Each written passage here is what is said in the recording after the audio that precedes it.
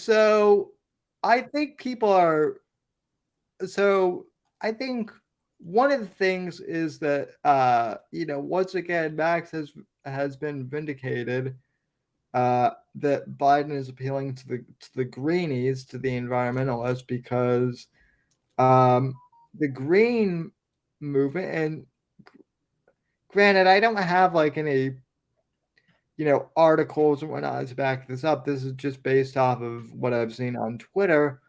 But like a lot of the green type people on Twitter, like Al Gore, have all been tweeting like, the hot summer that we've had and the fires in Hawaii are all, we told you so, climate change and all that stuff. Well, I mean, the first claim that I find really dubious about that is that I think it was Ilhan Omar or somebody like that said it's the hottest day in over 100,000 years. Well, that's funny because we've only been keeping track of temperatures since like the 1850s. So how is that possible? Yeah, Riddle me how? that one, Batman. Yeah, how would? Yeah, I mean they've made claims like that before. If we've only been documenting weather patterns since the 1800s, well, first off, it's even more simpler than that. We weren't here a Well, bill a a hundred billion. thousand well 100,000 years ago, if you're unless you're a creationist, 100,000 years ago there was some form of humans, right? Right. Here's the thing, we didn't have a system to gauge temperature. Yeah. Like Grug might have known it was fucking hot, but he couldn't tell you that it was 100 fucking degrees. Exactly. That's what I'm saying. It's like, And we didn't, well, by the way, didn't have a standard of measurement for well into close to modern times. There was no Fahrenheit or Celsius at all. Like that's a new invention relative to the scope of human history. yeah, exactly. But What no, was they know because the science told them so. The science that doesn't exist, but the science that Yeah. couldn't possibly exist for the reasons I just explained. Yeah, no. And anything that they do about trying to figure out what the global temperature is around that time is essentially a guesstimation. Well, in Are we honest, talking about the hockey stick? No? Yeah, uh, where they take a look at the global temperatures rising and they leave out the fact that they're taking data from before we took measurements. Right. Such thing. That's what I was saying. We literally didn't have a scale of measurement for temperature before a certain period. I think it's the 1700s. The hockey stick is used to show exponential growth in the temperature of Earth. However, the part where it exponentially goes up is current data, and the flat line that they show is all of recorded history before we started accurately measuring it. And Right. they're using data that they've collected about like evidence of the temperature of Earth, but you can't just splice two different metrics together like that and not have it be deceiving. But that's the kind of stuff that you do when you're trying to push a narrative. Right. here's my question, and I've asked this for years: is why would the temperature, right? If we can exactly like record the temperature before we were even here as a species, why would that why would that matter to us even, right? Like why would why would the temperature of the earth before we even showed up really like affect us? It's like it's like me being concerned about an event that didn't really even affect me. uh I had nothing to do with it, but yeah, I'm still concerned about it because Climate climate shifts have dramatically impacted humanity. Like we yeah. had a mini ice age where essentially it completely disrupted like growing seasons and stuff and led to famine and people eating their own kids and shit. Yeah, I'm not saying that that doesn't affect us, but what I'm saying is like I don't see how prehistoric temperatures when we weren't even around, right? Like, Pre-human, right? Because yeah, because we evolved under the ecosystem that we live under, rather than because yeah, pretty much everybody is in agreement that most of the planet was a little bit hotter when the dinosaurs were around. yeah. I mean, I'm not saying that it doesn't affect us at But again, all. that's still a guesstimation. It's based on scientific lines of data, rock, reading rocks and looking into fossils and things like. They come up with this reasonable assertion that it probably was a little hotter than it is now when the dinosaurs were around. But that's not a fact. That's not something we can actually know for sure. Yeah, I mean, Without a time machine, anyway. I'm not saying that prehistoric conditions don't affect us didn't affect us at all, right? Because clearly we had to, if you believe in like a more, I guess, scientific, Well, non the evolution theory, I mean, you could go intelligent design if you're a believer in God, right? It suggests that about 100,000 years ago, when humans first developed, it was in an ice age, actually. Yeah. Well, point being is, which had come, after the Paleolithic and the dinosaurs died off, and then there was an yeah, ice age, and like the climate fucking changes, and humans weren't around for any of that. So yeah, point being is like I guess you could make an argument that like the climate had to be sustainable for enough for us to exist as a life form, right? mhm. But to fixate on prehistoric, weather conditions as much as these people do when they didn't really affect us, that's always been the real head scratch to me going back to junior high school. And whenever I asked that question, all my teachers were like,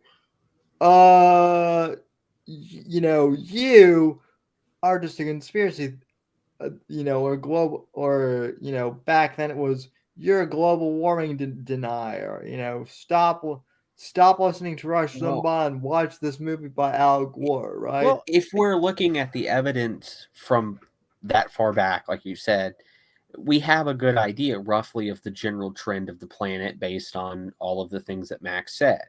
However, if Yeah, you looked at if you looked at it now with the same methods, right, we would be in a warm spot going back.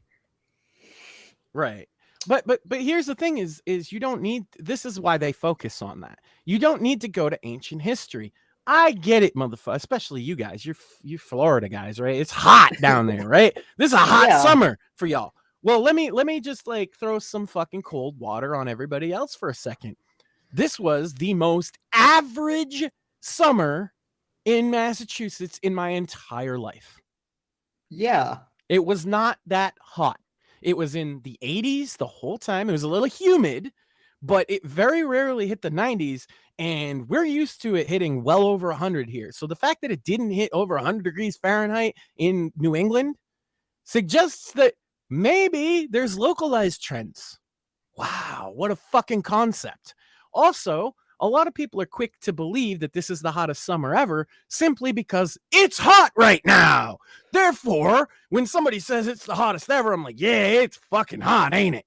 well, It's a recency bias, it's an yeah, experience bias, and if they focused on, oh, well, the high in your area all time for July. I just looked up Massachusetts for this exact reason so that I can kind of state my case a little more clearly. The average high, okay, in July in Massachusetts, and they're usually judging it by Boston, was 95. That's the average, 95. The average this summer in Massachusetts was 84. So how is that the hottest summer ever? It's not for me. well, listen, Just like when they said it was the coldest winter ever a couple years ago. I'm like, it barely even snowed. What are you talking about, people?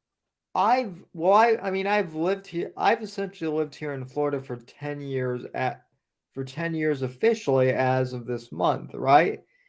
In the 10 years I've lived here, almost every summer, someone always says, "This is the hottest summer we've ever had."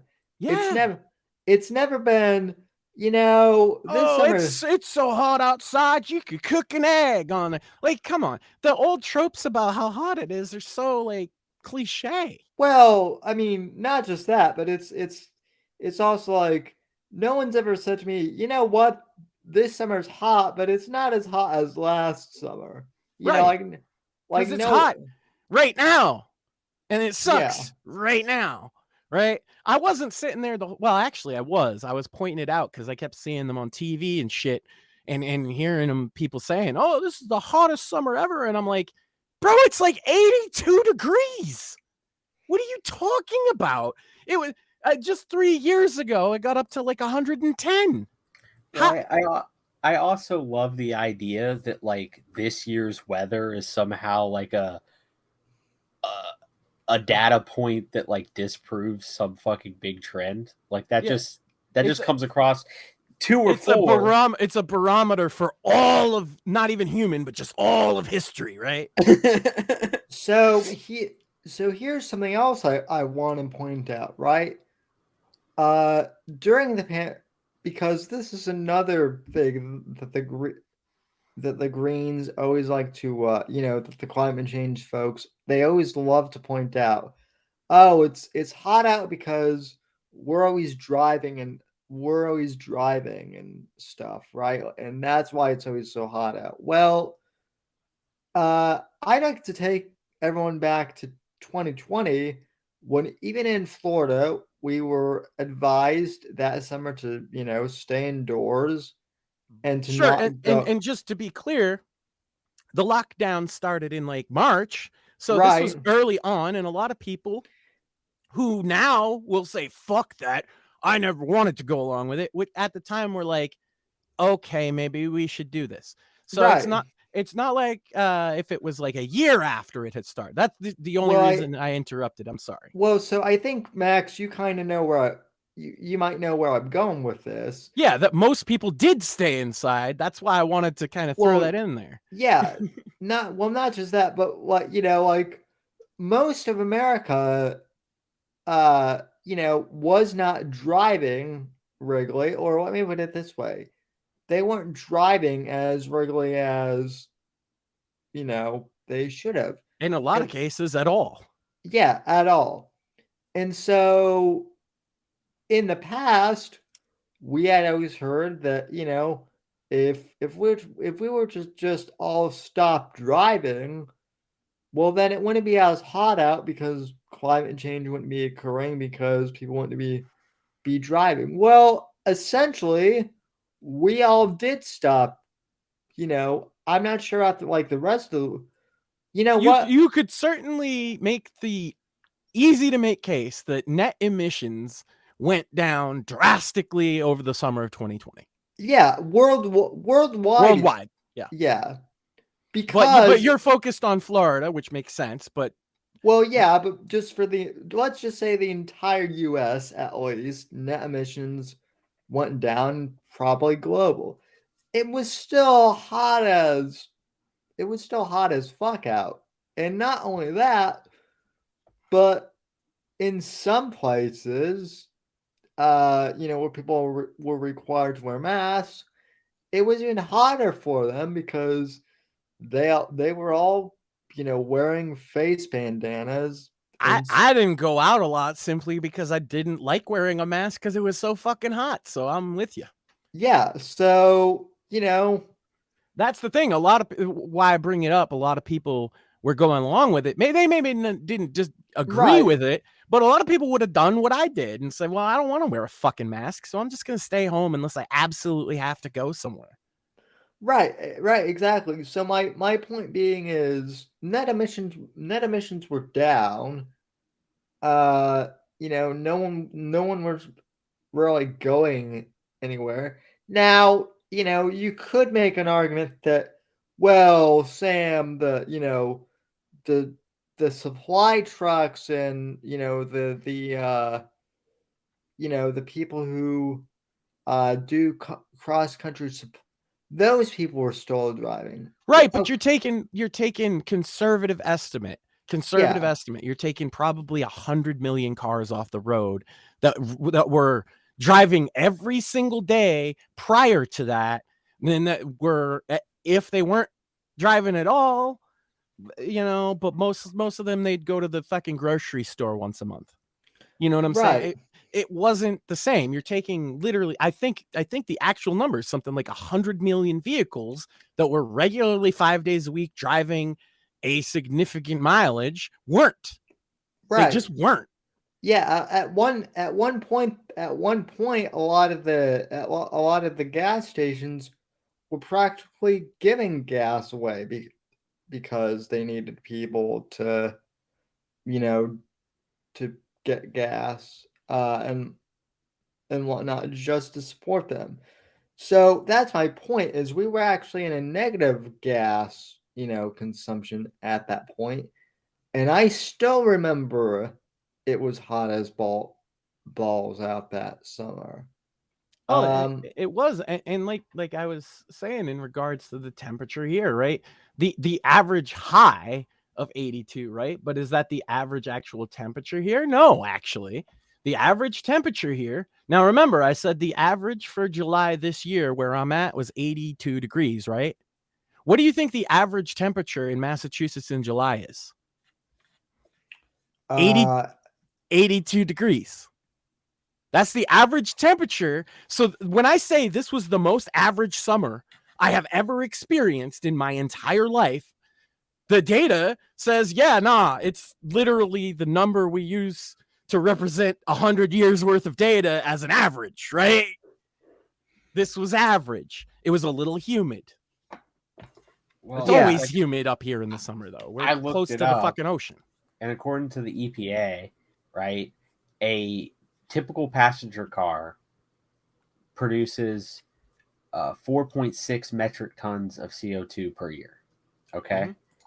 Now, a cargo ship produces 16.14 grams of CO2 per metric ton of goods shipped per kilometer. Okay. So anyone who's telling you that passenger cars are the biggest thing leading to carbon monoxide, including fucking Hummers, let's be real. Like, that was the push. Because, man, I am a old school kind of car guy. I don't like the modern car designs at all. But the one I did like for a while was the big old SUVs. You don't see them anymore, right? They're very rare. Yeah. And the whole point of it, they're bad on gas. They appeal to a lot of people to say, you could save money on gas. And they appealed to a whole bunch of other people by saying, these big gas guzzlers are ruining the planet. And then it wasn't people's decision to not buy Hummers anymore. They stopped making them. It wasn't human action. It was a company decided. Because I guarantee you that a Ford Expedition or a Cadillac Escalade today, it would still is popular. Of course, you can still get some of them. There's still some big SUVs that exist, but they're well over six figures. Of course, right? The main thing that you could do if the elites can still get them, but fuck you. But no, that's what these hippie fucks do, right? They sit there and they're champagne socialists. They're a bunch of watermelons, green on the outside, red on the inside. They sit there ordering fucking nonsense from Temu so they can fill their closet with clothes and buy a bunch of shit that they don't need. Meanwhile, they're going to tell you about the environment. They go on vacation across the world so they can sip wine in Greece. They have the biggest carbon footprint of anyone, and they're going to be the first ones to lecture you about your Hummer. I guarantee you, I put my carbon footprint against any one of these leftists, any one of them, and I will have a lower one by a lot. Well, right. You know one thing, I don't like AC. How's that? Because it's expensive to fucking run the goddamn thing. I'm always telling my wife, turn that bitch off. Hyper consumption is the main issue when we're talking about carbon, right? And if you think it's not the poor and working class that are the hyper consumers, is it? No. Well, not no. Really. You could have made the case when the economy was better, maybe in 2006. Maybe even 2018, right? Yeah, boy. Go ahead. Well, I mean, I remember that was like a big thing in like 2006 whenever An Inconvenient Truth came out. Was Al Gore, he made this entire documentary about how we all needed to cut carbon emissions, right? But As he flew around on his private jet showing the movie. yeah, and also, his friend George Clooney there was also right. I remember George Clooney was big on all this. We need to stop flying around, but yet someone found out that he had like the biggest carbon footprint ever. When Obama they too. Obama has one of the biggest carbon footprints in America. oh yeah, Still, John Kerry, another one. Yeah. No, but I'm even talking about like normal, like everyday hippie types, right? I guarantee you, because exactly what Smuley was saying, most of them are yuppies, right? They don't live like an ascetic. They live like a hyper consumer. They go to Starbucks. They have Apple computers. You know what I mean? They do all the fucking things. And I just guarantee, and I'm not even saying, oh, you're a hypocrite because you're doing all this. I'm just saying, let's put my carbon footprint, which is very low, against yours. No, yeah, I am calling them a hypocrite, and I am making them live by their own morals, because yeah, these petty elite types, because I'm not even talking about the Bill Gates types. It's Right. mostly the ones under them that, like, if you pointed out their travel habits, they go, well, I don't have a private jet. I just fly business class 4 times a year, right? Yeah.